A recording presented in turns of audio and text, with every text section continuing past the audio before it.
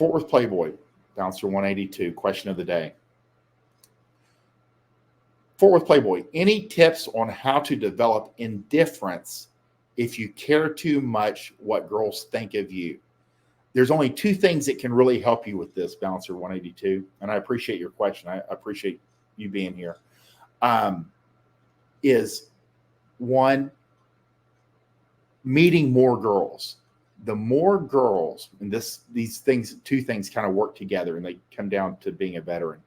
The more girls you have running, the more girls you can kind of like be interacting with, the less overinvestment you'll have in any one girl. I mean, even if you just have like 3 or 4 that you're texting, that you're kind of like trying to move from stranger to in your bed, that are somewhere along the spectrum. You might be meeting someone up tonight. So, if you're meeting some girl tonight, you're kind of focusing on making sure your game's good tonight. So you won't be thinking too much about the girl that didn't respond to a text that you sent her yesterday. You're already moved on. And then you're already always filling the top of the funnel, either through, day game or social circle game or job game or Uber Eats game or online game. It doesn't matter. The more girls you're moving, the less, like I said, less is more. The more spread out you are. You don't have as much time to really focus in on what one girl is doing. And I remember reading this way back. I mean, in the very beginning when I started learning this stuff was, as soon as a guy approaches a dating coach or a pickup artist, and the guy's problem is he says, I've got this one girl. That's always the problem, is it's this one girl.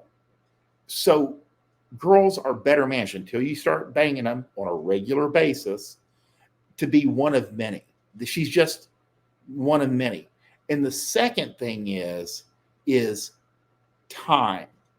The more things you go through, the more girls you see come and go and come back. And the more girls you go through over time, again, running lots of women, the less any one girl will affect you. Again, it's like, what is his name? It's a Canadian guy. And he's kind of like, I would even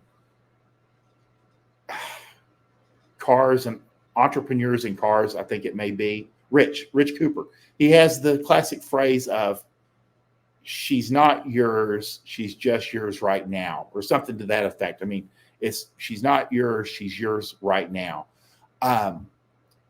That's the classic. And once you kind of like have gone through enough women over time, you see the frame. I mean, you really do see in time when you're older that these women that have come in and out of your life, you really, to maybe you can look at it if you want to, that you're hers just right then, and then you're somebody else's.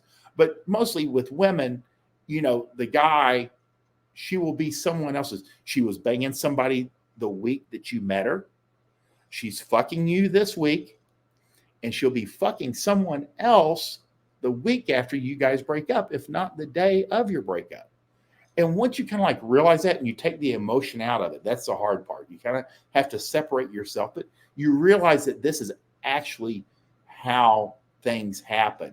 It's just your turn. Correct. Thank you, Jeff. Jeff, give me the whole saying if you can, because my brain's not working apparently this morning. But you are in a certain time frame. You're the one in front of her, and so she's just yours for right now. It's just your turn, and then it'll be somebody else's turn to be the guy that's banging her, or, guys that are banging her. Again, that's time. She's not yours. It's just your turn. Exactly. Thank you, Jeff.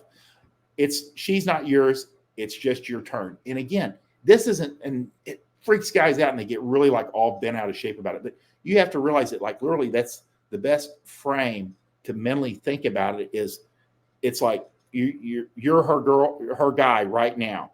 And then it'll be someone else coming in behind you.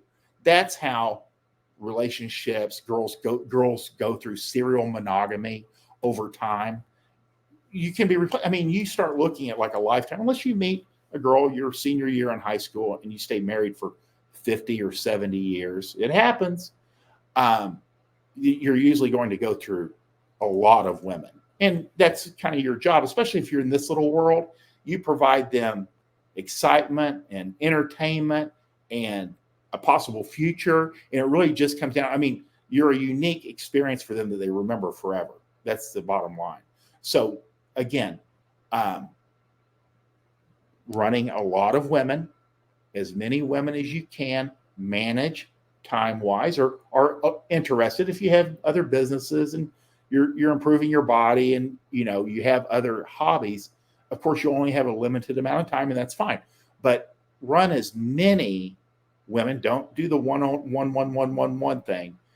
As many women as humanly possible, and you'll be less focused on any one girl. And everybody benefits from that.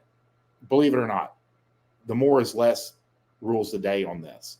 So that and time, you got to have some experience, but you can pack a lot of experience running a rotation for a year or two. You can pack most men's lifetime experience into 1 or 2 years, because when you're running a rotation, you're going to have all kinds of sexual adventures that you never planned on, simply because there's so many women in your life and they start bumping into each other.